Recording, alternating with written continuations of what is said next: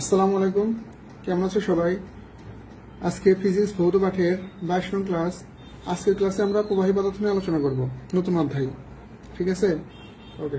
তাহলে আমরা সরাসরি শুরু করে দিই, আমরা কোনো কথা না বাড়ি আমি ক্লাস শুরু করে দিই। প্রবাহী পদার্থ আসলে কি? আর যে সকল পদার্থ প্রবাহিত হতে পারে তাদেরকে প্রবাহী পদার্থ বলে। অর্থাৎ সর্বশেষ বলতে গেলে যে সকল পদার্থ এক স্থান থেকে অন্য স্থানে গমন করতে পারে তাই কি বলা হবে? প্রবাহী পদার্থ। ক্লিয়ার? এখন প্রবাহী পদার্থ কয় ধরনের হতে পারে? প্রবাহী পদার্থ দুই ধরনের হতে পারে, একটা হলো তরল পদার্থ আর একটা হলো গ্যাসীয় পদার্থ। অর্থাৎ তরল পদার্থ এবং গ্যাসীয় পদার্থ এই দুই ধরনের পদার্থ প্রবাহিত হতে পারে।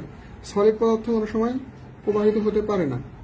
ঠিক আছে, তাহলে আমরা এগুলো বেসিক কথাবার্তা শিখবো তো অবশ্যই। তার আগে আমরা এই অর্থে ম্যাথ করার জন্য যে সকল সূত্রগুলো দরকার এগুলো সূত্র সম্বন্ধে এখন ধারণা নিয়ে নিই আমরা। ঠিক আছে, ওকে। তাহলে আমরা প্রথমে শিখব নিউটনের সান্দ্রতার সূত্র। নিউটনের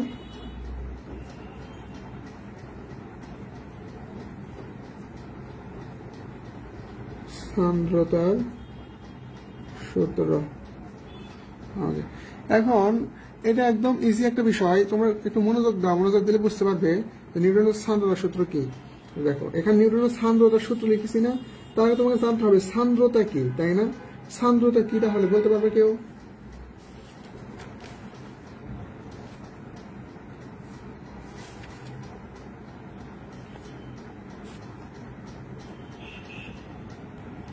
অর্থাৎ সান্দ্রতা হলো যে ধর্মের জন্য কোন প্রবাহী বিভিন্ন স্তরে প্রবাহ হওয়ার সময় যে বাধার সম্মুখীন হয় তাকে বলা হয় কি? সান্দ্রতা। অর্থাৎ আমি যদি তোমাকে একদম ক্লিয়ার করে বলতে চাই, তাহলে ধরো একটা পাইপলাইনের ভিতর দিয়ে পানি প্রবাহিত হচ্ছে, তাহলে দেখো এই পানি যখন পাইপের মধ্যে প্রবাহিত হবে তখন কিছু বাধা পাবে না, কারণ এই পাইপের সাথে একটা ঘর্ষণের কারণে একটা বাধা পাবে, আরো বিভিন্ন কারণে বাধা পাবে। এই যে বাধার যে কারণ এটাই হলো সান্দ্রতা। ঠিক আছে, ইংলিশে বলে এটাকে ভিসকোসিটি। ক্লিয়ার? অর্থাৎ প্রবাহের জন্য যে বাধার সম্মুখীন হয় এটা হচ্ছে কি? সান্দ্রতা। ক্লিয়ার? ওকে, এখন আমরা একটা পুকুর অথবা একটা জলাশয় একটা কল্পনা করি যে এর ভিতরে পানি আছে। এটা একটা সিস্টেম কল্পনা করি, সিস্টেমের ভিতরে পানি আছে।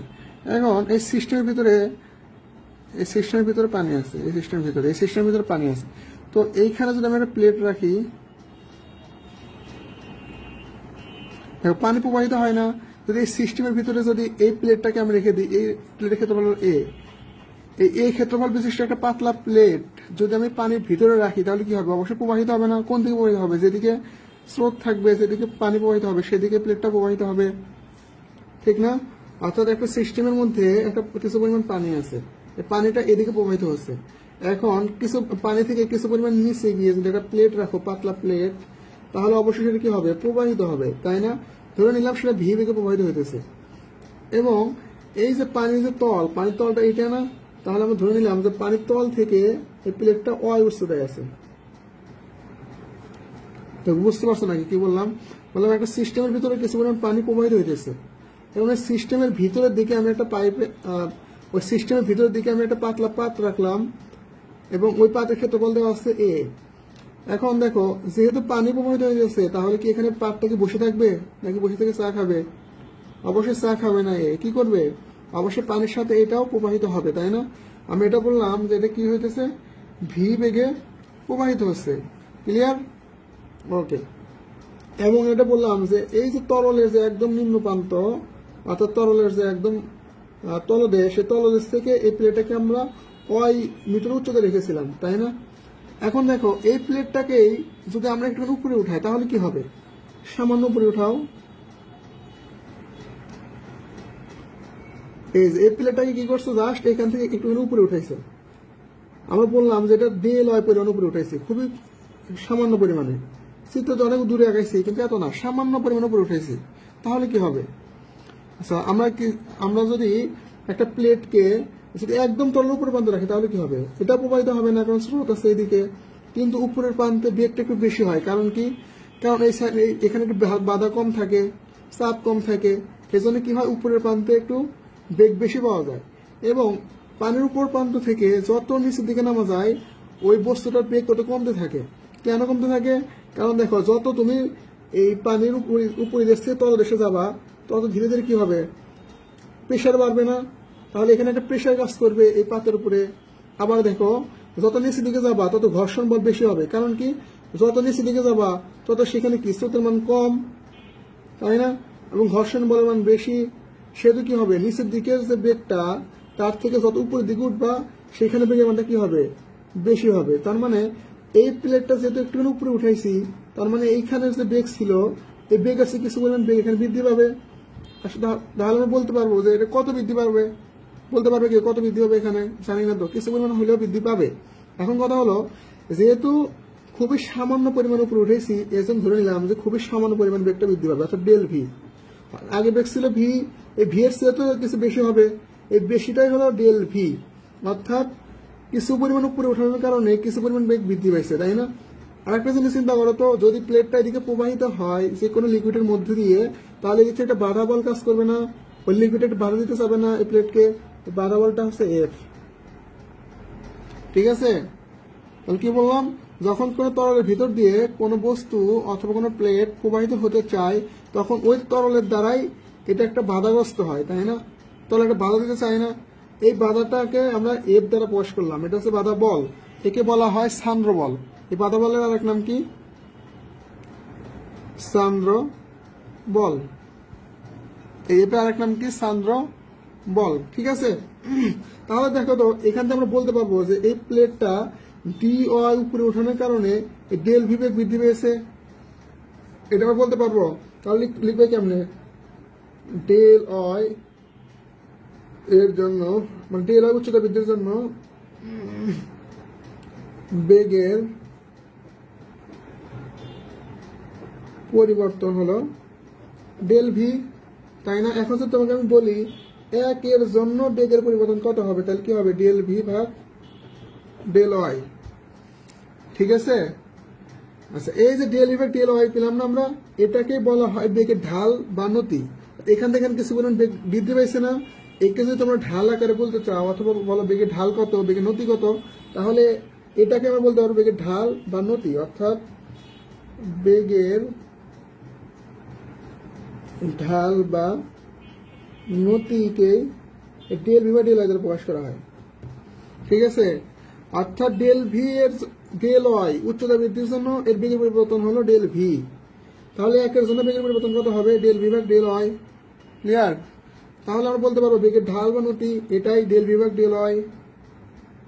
এখন নিউটনের সান্দ্রতার সূত্র অনুসারে নিউটন যে কথা বলে গেছে সেটা হলো, যখন এই প্লেটটা প্রবাহিত হবে তখন এটা বাধাগ্রস্ত হবে না, একটা সান্দ্র বল পাওয়া যাবে এখানে। এই সান্দ্র বলটা হলো এর ক্ষেত্রফল যত বেশি হবে তত বেশি বাধা দিবে, ক্ষেত্রফল যত কম হবে তত কম বাধা দিবে। অর্থাৎ এই এফটা হলো এরিয়ার সমানুপাতিক, যত ক্ষেত্রফল বেশি তত বাধা বল বেশি, যত ক্ষেত্রফল কম তত বাধা বল কম। এবং নিউটনের সান্দ্রতার সূত্র অনুসারে এই এফ সমানুপাতিক ডেল ভি ভাগ ডেল ওয়াই। অর্থাৎ এই যে এখানে আমরা বেগের ঢাল বা নতি পেলাম না, এইটা ওই সান্দ্র বলের সমানুপাতিক। তার মানে এটা যত উপরের দিকে উঠবে তত কি হবে? কম বাধা পাবে না, বেগ বেড়ে যাবে, বাধাটা কি হবে? কম পাবে।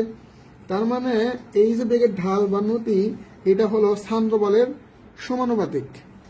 ক্লিয়ার? ওকে, তাহলে দুইটাকে যদি আমরা সমন্বয় করি একসাথে, সমন্বয় করলে আমরা কি লিখতে পারবো? এফ সমানুপাতিক এ ডেল ভি ভাগ ডেল ওয়াই, তাই না? তাহলে দেখো আমরা সব সময় জানি যদি কোনো সময় সমানুপাতিক ধ্রুবক থাকে তাহলে সমানুপাতিক ধ্রুবক উঠিয়ে দিয়ে সমান চিহ্ন আনতে হয়।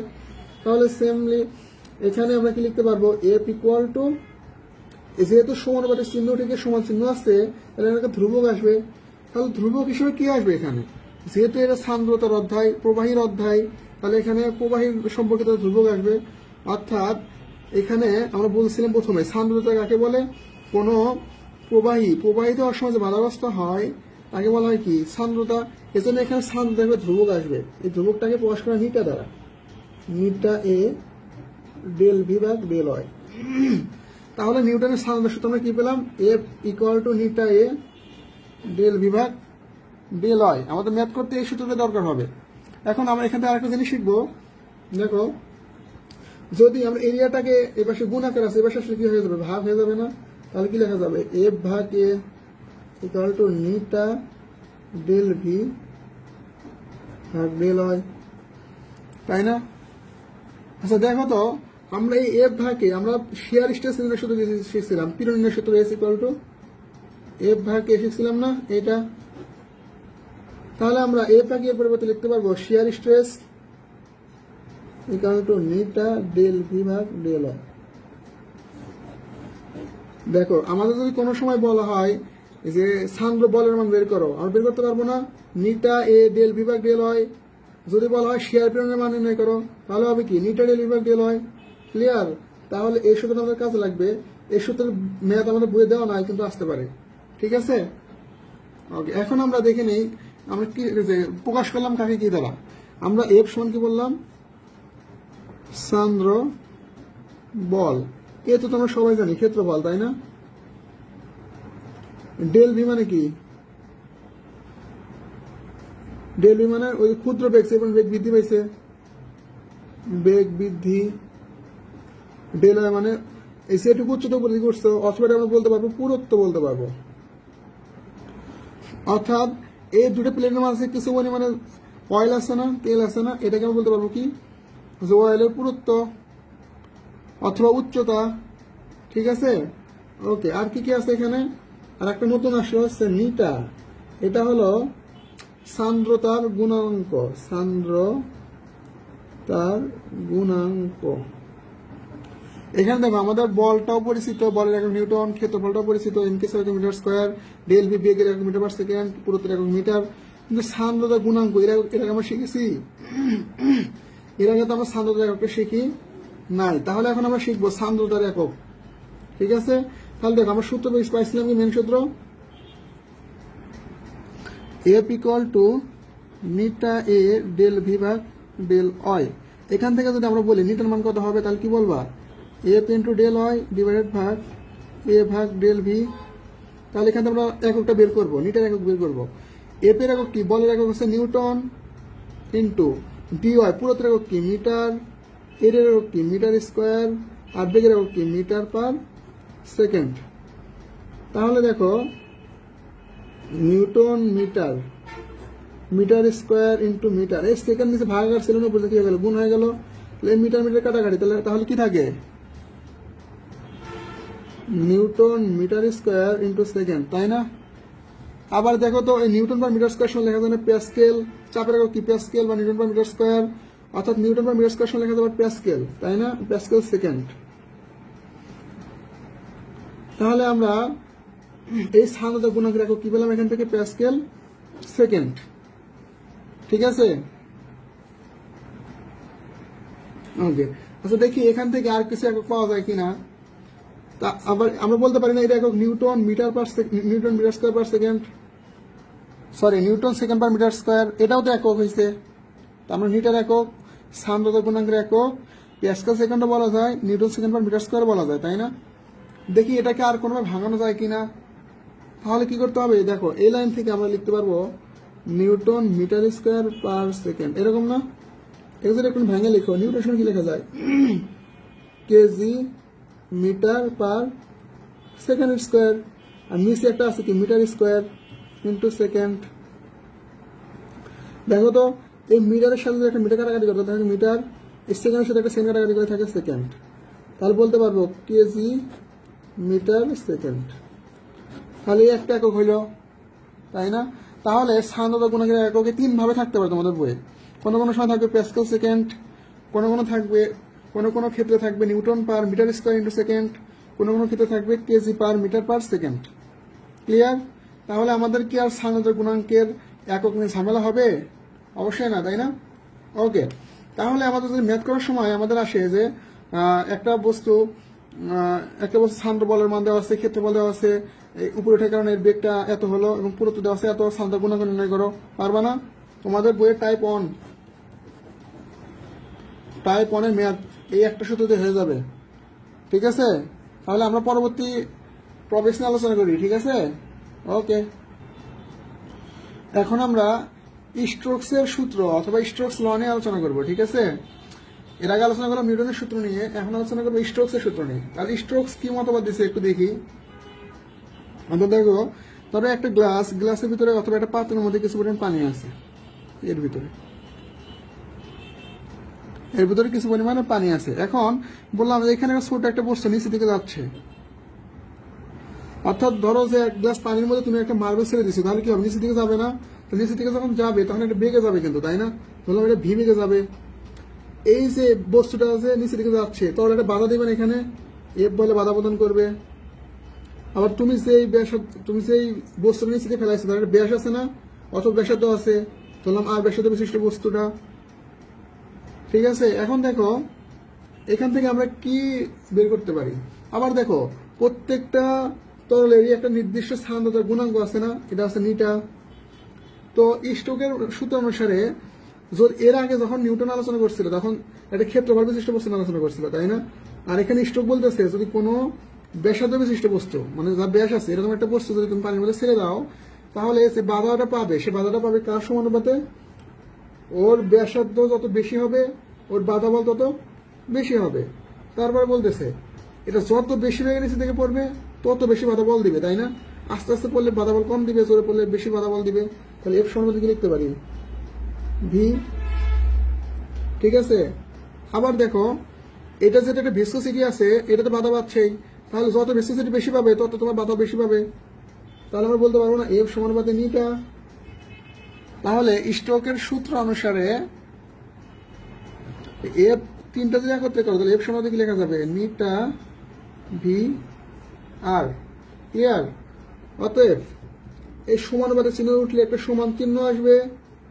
যেহেতু এটা স্টোকের সূত্র, স্টোক বলে গেছে যদি এখান থেকে সমানুপাতে চিহ্ন উঠিয়ে দাও তাহলে তোমরা ধ্রুবক হিসেবে পাবা 6 পাই। যেমন তোমরা সরলকে পাইছিলে 2 পাই, এখানে পাইছে 6 পাই। নিটা ভি আর, এটা হলো স্টোকসের সূত্র। তাহলে কোনো সময় যদি ম্যাথের ক্ষেত্রে বেগের মান দেওয়া থাকে, ওই বস্তুর ব্যাসার্ধ দেওয়া থাকে এবং সান্দ্রতা গুণাঙ্ক দেওয়া থাকে, যদি বলা এখানে কত বলে বাধা পাবে অথবা সান্দ্র বল নির্ণয় করো, তাহলে বের করতে পারবে না? অবশ্যই পারবে, তাই না? 6 পাই নিটা ভি আর। তাহলে স্টোকের সূত্র অনুসারে বাধা বল F is equal to 6 pi নিটা ভি আর। ক্লিয়ার? ওকে, এখন আলোচনা করবো আমরা প্রান্তিক বেগ বা টার্মিনাল ভেলোসিটি নিয়ে। প্রান্তিক বেগ নিয়ে এখন আমরা আলোচনা করবো। অর্থাৎ কোন একটা পাত্রের মধ্যে অনেক লিকুইড আছে অথবা তরল পদার্থ আছে, প্রচুর তরল পদার্থ আছে এখানে, ঠিক আছে? তো এইখানে যদি একটা বস্তু নিচের দিকে প্রবাহিত, এটা বেগে প্রবাহিত হবে না, এটা বেগে প্রবাহিত হবে। এখন এটাকে আমরা বলতেছি কত প্রান্তিক বেগে নিচের দিকে প্রবাহিত হবে। তো এটা আমাদের যদি প্রমাণ করতে যাই অনেক সময় লাগবে এবং এই প্রমাণ তোমরা সহজে বুঝতে পারবে না, অনেক জটিল একটা প্রমাণ। তোমরা যদি বইয়ের ভিতরে একবার তাকাও তাহলে দেখতে পাবা যে প্রমাণটা কত বড়। এই জন্য এই প্রমাণের কোনো দরকার নাই, জাস্ট এই সূত্রটা মুখস্থ রাখলে তোমরা ম্যাথের অ্যান্সার করতে পারবা। জাস্ট প্রান্তিক বেগ কখন বের করতে হবে এটা বুঝতে পারলেই হবে, ঠিক আছে? তাহলে আমাদের এই সূত্র মুখস্থ করার কোনো প্রয়োজন নাই। জাস্ট প্রান্তিক বেগ অথবা টার্মিনাল ভেলোসিটি বের করার সূত্র হলো V equal to 2r square G rho S minus rho F divide by 9 metre. অনেক বড় সূত্র না? সূত্র যদি বড় হয় তাহলে তার প্রমাণটা কত বড় হবে বলো তো? অনেক বড় হয়ে যাবে, তাই না? তো সেই ক্ষেত্রে আমরা এই প্রমাণটা দেখবো না, এখন আমরা জাস্ট এই সূত্রটা মনে রাখবো যে প্রান্তিক বেগ অর্থাৎ কোনো বস্তু যদি ফ্লুইডের ভিতর দিয়ে নিচের দিকে পড়তে থাকে তাহলে তার যে বেগ হবে সেই প্রান্তিক বেগের সূত্র হবে 2r square G into rho S minus rho F divided by 9 metre. তো এখানে আমরা দেখবো যে কোনটা দ্বারা কোনটা মেনশন করা হয়। এখানে ভিটা হলো কি? প্রান্তিক বেগ। আরটা কি? আরটা হলো ব্যাসার্ধ। কিসের ব্যাসার্ধ? যেই বস্তুটা পড়তেছে এই বস্তুর ব্যাসার্ধ আর, তাই না? তারপরে দেখো এখানে ত্বরণ কাজ করবে, অভিকর্ষ ত্বরণ জি, এটা তোমরা সবাই জানি। তারপরে দেখো নিটা, নিটা দ্বারা আমরা কি বুঝি? সান্দ্রতার গুণাঙ্ক। অর্থাৎ যে তলের মধ্যে পড়তেছে ওই তলের একটা নির্দিষ্ট গুণাঙ্ক আছে না, সান্দ্রতার গুণাঙ্ক, সেটাই সান্দ্রতার গুণাঙ্ক। তারপরে দেখো রোএস, এই রোএস আর রোএফ এই দুইটা আছে মেইন এখানে। এই দুটাকে আমাদের ভালোভাবে ক্যাপচার করতে হবে যে রো এস কোনটা, রো এফ কোনটা। তাহলে দেখো আমরা সাধারণত এই যে রোর সাথে এস লিখছি না, এই এস বলতে কি বুঝবো? এস বলতে সলিড আর এফ বলতে ফ্লুইড, ফ্লুইড। এখানে এস অর্থাৎ সলিডের ঘনত্ব আর এফ বলতে ফ্লুইডের ঘনত্ব। এখন এই জিনিসটা আমাদের ভালোভাবে বুঝতে হবে। অর্থাৎ যেমন ধরো এইখানে কিছু পরিমাণ তরল পদার্থ আছে, এই তরল পদার্থ নাম দিলাম এখানে আছে তেল, আর এখানে বললাম যে এখানে একটা লোহার বল মার্বেল। অর্থাৎ এই যে এই বস্তুটা হচ্ছে লোহার বল আর এর ভিতরে আছে তেল। তাহলে এই রোতে আমরা ঘনত্ব এটা সবাই বুঝতে পারি। তাহলে এখানে এস কোনটা আর এফ কোনটা? এখানে দুইটা বস্তু, একটা হচ্ছে পড়তেছে নিচের দিকে আর একটা তেলের মধ্যে দিয়ে পড়তেছে। তাহলে রো এস কোনটা রো এফ কোনটা এটা আমাকে জানতে হবে। তাহলে আমরা যদি এটা চিন্তা করি লোহার বল, আর এটা যদি চিন্তা করি তেল আছে ভিতরে, তাহলে রো এস হলো যেই বস্তুটা প্রবাহিত হবে। তাহলে এর মধ্যে পড়বে কোনটা? লোহার বল না? তার মানে রো এস মানে লোহার বলের ঘনত্ব, লোহার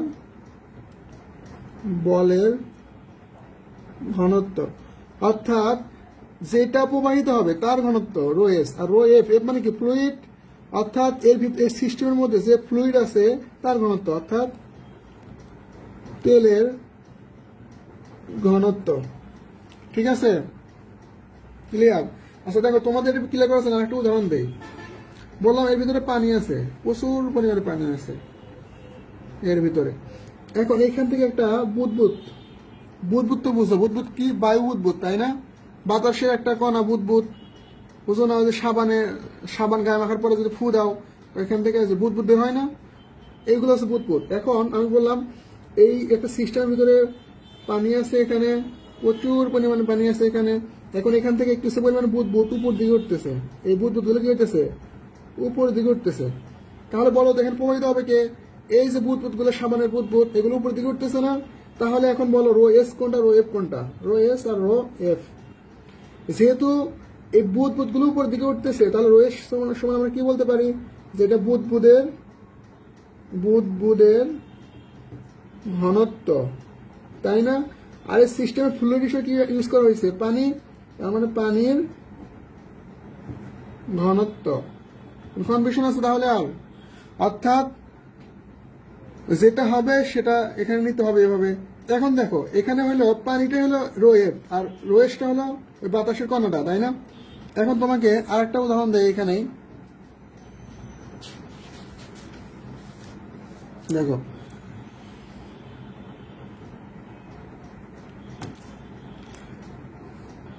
অর্থাৎ আকাশ থেকে দেখো বৃষ্টির ফোঁটা পড়তেছে, বৃষ্টির ফোঁটা পানি পড়তেছে। এই একটা বৃষ্টির ফোঁটা, এটা কি সিস্টেম? বাতাস। আমাদের আশেপাশে কি আছে? বাতাস আছে না? তাহলে আমি যদি বলি আকাশ থেকে মাত্র এক ফোঁটা বৃষ্টি পড়ছে, তাহলে দেখো এই বৃষ্টির ফোঁটা তো পড়তেছে এখান থেকে। তাহলে বলো এখানে বাতাসটা কি? আমাদের মাধ্যম না? আর পড়তেছে কে? পড়তেছে বৃষ্টির ফোঁটা।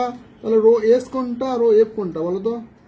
তাহলে পড়তেছে কে? পানির একটা ফোঁটা পড়তেছে, তার মানে এখানে রো এস মানে কি? পানির ঘনত্ব। আর পড়তেছে কার মধ্যে দিয়ে? বাতাসের মধ্যে দিয়ে না? তার রো এফ মানে কি? বাতাসের ঘনত্ব। ক্লিয়ার? অর্থাৎ রো এস কোনটা রো এফ কোনটা এটা তোমাকে ভালোভাবে ক্লিয়ার হতে হবে। রো এস হলো যেইটা পড়বে, যেটা উপর দিকে উঠবে নিচে দিকে নামবে, যে বস্তুটা, সেটা হলো এস, অর্থাৎ ওই বস্তুর ঘনত্ব রো এস। আর রো এফ কোনটা? যার মধ্যে দিয়ে প্রবাহিত হবে সেটা হচ্ছে রো এফ। ক্লিয়ার? তাহলে এখানে আমাদের সূত্র হলো কি? ভি ইকুয়াল টু প্রান্তিক বেগ নির্ণয়ের সূত্র হলো V equal to 2r² G rho S minus rho F divided by 9 নিটা। ক্লিয়ার? কোনো কনফিউশন হবে আর এই ম্যাথ করতে? ওকে, তাহলে আমরা পরবর্তী টপিক নিয়ে আলোচনা করি এখন। আচ্ছা দেখ, এখন আমরা আলোচনা করবো পৃষ্ঠটান নিয়ে। পৃষ্ঠটান জিনিসটা কি? তরল পদার্থের ভিতরে কোন একটা বস্তু আছে, সে বস্তুর প্রতি একক দৈর্ঘ্যের উপর লম্বভাবে প্রযুক্ত বলকে কি বলা হবে? পৃষ্ঠটান। কি বললাম? তরলের ভিতরে একটা বস্তু আছে, সেই বস্তুর প্রতি একক দৈর্ঘ্যের উপর লম্বভাবে যে প্রযুক্ত বল হবে, সে বলকে বলা হবে কি? পৃষ্ঠটান। তাহলে পৃষ্ঠটানকে আমরা প্রকাশ করবো টি দিয়ে। পৃষ্ঠটান একে প্রকাশ করা হয় টি দ্বারা। এটি সমান কি লেখা যাবে তাহলে? একক দৈর্ঘ্যের উপরে, তাই না? একক দৈর্ঘ্যের উপর প্রযুক্ত বলকে বলা হবে পৃষ্ঠটান। তাহলে টি সমান কি লেখা যাবে? এফ ভাগ এল। ক্লিয়ার? পৃষ্ঠটান সমান কি লেখা যাবে? এফ ভাগ এল। তাহলে দেখো এককটা কি হবে? যেহেতু বলের একক নিউটন, দৈর্ঘ্যের একক মিটার, তাহলে পৃষ্ঠটানের একক কি হবে? Newton per metre. ঠিক আছে? ওকে, এখন দেখো আমরা যদি এরকম করি, দেখো উপরেও এল গুণ করে দিলাম, নিচে এল গুণ করে দিলাম। ঠিক আছে? গুণ করতে পারবো এভাবে? তো গুণ করলে আমরা কি লিখতে পারবো? আমরা জানি কি কাজ ইকুয়াল টু কি? W equal two F into সরণ, তাই না? সরণ বলতে দৈর্ঘ্য এখানে। তাহলে এফ এল সমান কি বলতে পারবো? কাজ বলতে পারবো। আর এল ইন্টু এল এটা কি? এল স্কোয়ার। এটা কোনো ক্ষেত্রফল বলতে পারবো না, কিন্তু ক্ষেত্র খুবই সামান্য ক্ষেত্রফল, সেটা বলতে পারবো ডেল এ। তাহলে আবার টি সমান আবার কি লিখতে পারতেছি, ডব্লিউ ভাগ ডেল এ। তাহলে এখান থেকে আমরা একটা সংজ্ঞা দিতে পারি যে খুবই সামান্য পরিমাণ ক্ষেত্রফল বৃদ্ধি করতে এরপর উপর যে পরিমাণ কাজ সংঘটিত হয় তাকে বলা হয় পৃষ্ঠটান। অর্থাৎ খুবই সামান্য পরিমাণ ক্ষেত্রফল হ্রাস অথবা বৃদ্ধি করতে এরপরে যে পরিমাণে কাজ করা হয় তাকে বলা হয় পৃষ্ঠটান।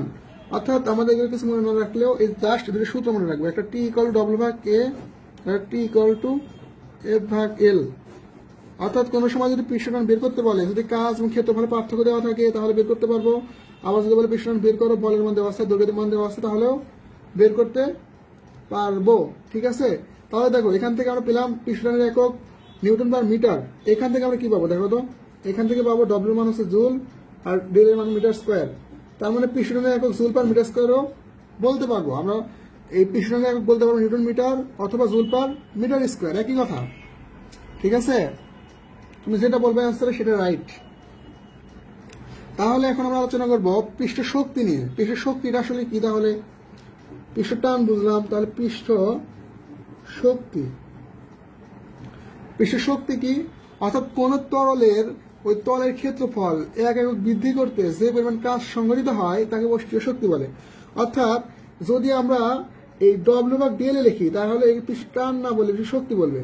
অর্থাৎ পৃষ্ঠ টান যে কথা, পৃষ্ঠ শক্তি একই কথা, আমাদের আলাদাভাবে মাথায় কোনো প্রেশার নেওয়ার কোনো প্রয়োজন নয়। অর্থাৎ পৃষ্ঠ শক্তিকে আমরা কি বলতে পারবো? পৃষ্ঠ টান বলতে পারবো। ঠিক আছে, আর পৃষ্ঠ শক্তি কি বলতে পারবো? পৃষ্ঠ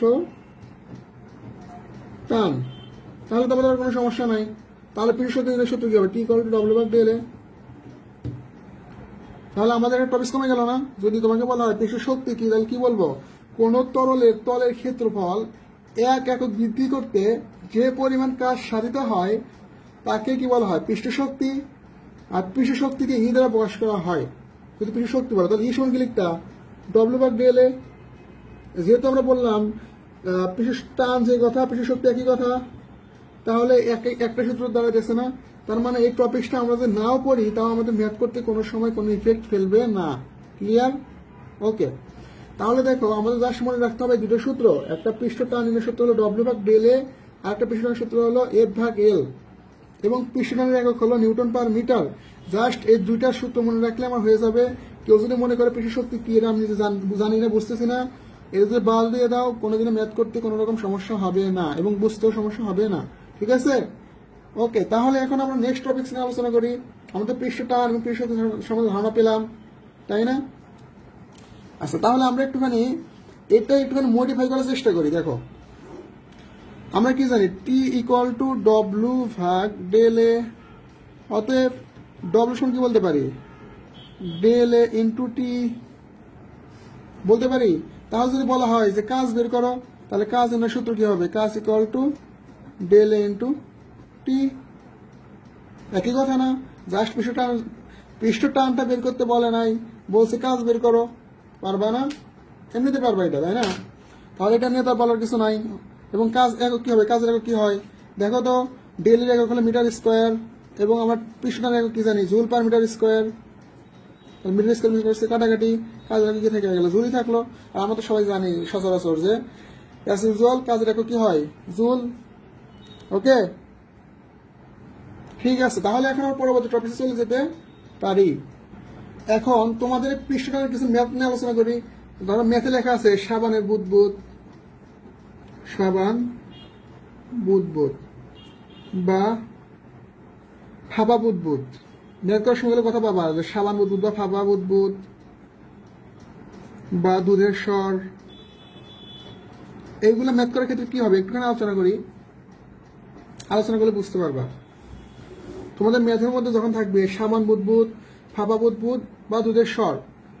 এখন দেখো প্রথমে বলা আছে এরকম যে তোমার বুদবুদ তো বুঝো, সাবানের যে বুদবুদটা হয় এরকম দেখতে বুদবুদ, এগুলো বুদবুদ না? অর্থাৎ ধরো এটা ছিল সাবানের বুদবুদ, এর ব্যাসার্ধ ছিল R1। ঠিক আছে, এখন এই বুদবুদটাকে তুমি কি করছো? একটুখানি বড় করছো, যেভাবে পারো একটা কাজ দিয়ে বড় করছো। তাহলে ব্যাসার্ধ ছিল এখন R2। তাহলে দেখো এই R1 ব্যাসার্ধের বুদবুদকে R2 ব্যাসার্ধের বুদবুদে পরিণত করতে কিছু পরিমাণ কাজ করা লাগছে না? কাজ না করলে তো আর একা একা কোনো কাজ হবে না রে ভাই। হবে? কোনোভাবে তো সম্ভব নয়, ইম্পসিবল। তো মিশন ইজ ইম্পসিবল, তাই না? তো এই ইম্পসিবল মিশনটা যদি পসিবল করতে চাও তাহলে কি করতে হবে? অবশ্যই একটা কাজ করতে হবে এখানে।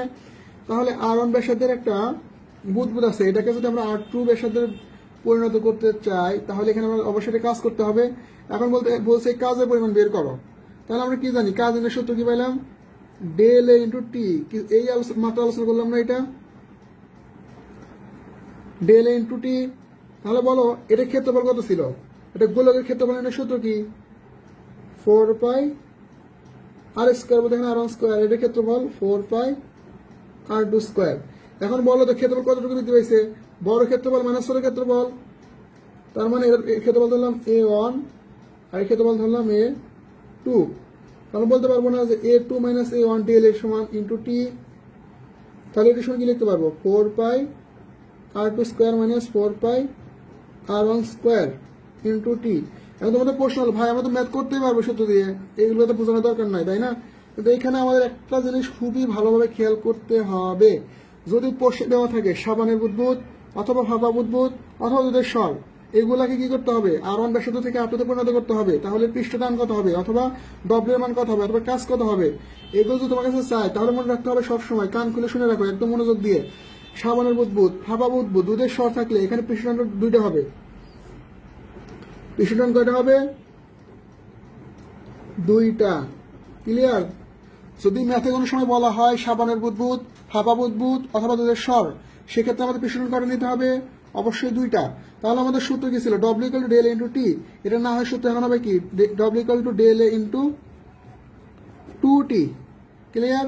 কারণ কি এখন আমাদের পৃষ্ঠটান হবে কয়টা? দুইটা। কখন? সাবানের বুদবুদ, ফাঁপা বুদবুদ এবং দুধের স্বর, এই তিনটা কথা উল্লেখ থাকলে অবশ্যই পৃষ্ঠটান দুইটা নিতে হবে। তাহলে সূত্র হয়ে যাবে আমার W equal to del A into 2t। কেন? এখন তার পৃষ্ঠ কেন দুইটা হলো তোমাকে আমি বুঝাই। দেখো এই যে এটা একটা বুদবুদ, সাবানের বুদবুদ, তাই না? এই সাবানের বুদবুদের ভিতরে কি আছে? বাতাস আছে, তাই না? এর বাইরে কি আছে? বাতাস আছে। তাহলে এই একটা পৃষ্ঠ হয়েছে না, এই একটা পৃষ্ঠ হয়েছে, দুইটা পৃষ্ঠ হয়েছে না? তাহলে পৃষ্ঠটান কয়টা হবে? এই সাইডে একটা পৃষ্ঠ টান হবে, এই সাইডে একটা পৃষ্ঠ টান হবে, দুইটা পৃষ্ঠ টান হবে। ক্লিয়ার তো? এখন আমি যদি বলি এটা বুদবুদ না, এটা হচ্ছে 1 ফোঁটা পানি, তাহলে পানিটা সলিড না? একদম পানির ফোঁটার মধ্যে কি কিছু লাগে নাকি? একদম সলিড পানির ফোঁটাটা। তাহলে বলো তার পৃষ্ঠ কয়টা? বাইরের প্রান্তে একটা পৃষ্ঠ। তার মানে এখানে ম্যাথ করার সময় এখানে সূত্র হবে W equal to del A into T. আর এইগুলো ক্ষেত্রে পৃষ্ঠ কয়টা হইতেছে? দুইটা না? একটা হলো ভিতরে আর একটা হলো বাইরে, দুইটাতে ইয়ার আছে, অর্থাৎ ইয়ার এখানে একটা প্রেশার দিবে। এটা তো টান, পৃষ্ঠ টান, তাই না? ওকে, তাহলে বুঝতে পারছো তো কখন 2t হবে কখন 2t হবে না? যখন পৃষ্ঠ দুইটা হবে তখন 2t, যখন পৃষ্ঠ একটা হবে তখন খালি t। ক্লিয়ার তো? আচ্ছা, তোমরা যদি পৃষ্ঠ টান পরীক্ষা করতে চাও তাহলে একটা বুদ্ধি বলে দিই। পৃষ্ঠ টান কি জিনিস? মানে তরলের উপর যদি করে বস্তু রাখো তাহলে কি চাই? তরল চাই, কিছু পরিমাণ বল প্রয়োগ করিয়া ওই তরল ওই বস্তুকে ভাসিয়ে রাখিতে চাই। এখানে একটা বল প্রয়োগ করে, এই প্রয়োগটা এই বলটা পৃষ্ঠ টান। অর্থাৎ তোমাকে একটা হোমওয়ার্ক দিই, অবশ্যই করে আমাকে জানাবা কে কি করছো, তার জন্য পুরস্কার আছে। যদি তোমরা সফল হও তোমাদের জন্য পুরস্কার আছে। কেমন কাজটা করবা? হোমওয়ার্ক হলো এরকম, 1 গ্লাস পানি নিবা,